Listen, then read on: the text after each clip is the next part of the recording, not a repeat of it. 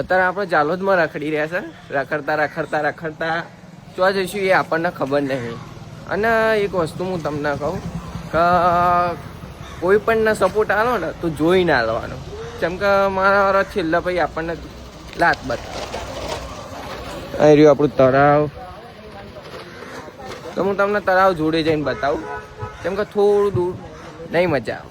અહીંયાથી આપણે તળાવ ઉપર આવી ગયા. આ ફરીથી મહાદેવનું મંદિર. અને જો પાછળનું લોકેશન લો, આવી રહ્યું.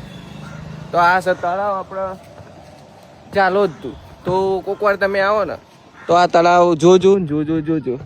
આ બધું કપડાં બપડા ધોવાનું ચાલી રહ્યું છે બસ. અને આ તળાવ એવું હોય ને કે કદી એ હુકાતું નહીં આવ્યું તળાવ, એટલું બધું એ છે. બોલો હવે હેરતા ઈચ્છા તો હતી કે ચોક જવું, પણ આજે હું એકલો છું.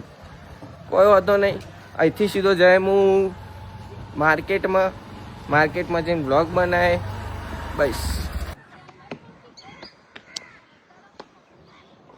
આ તળાવ તમે લોકોએ જોયું જ હશે.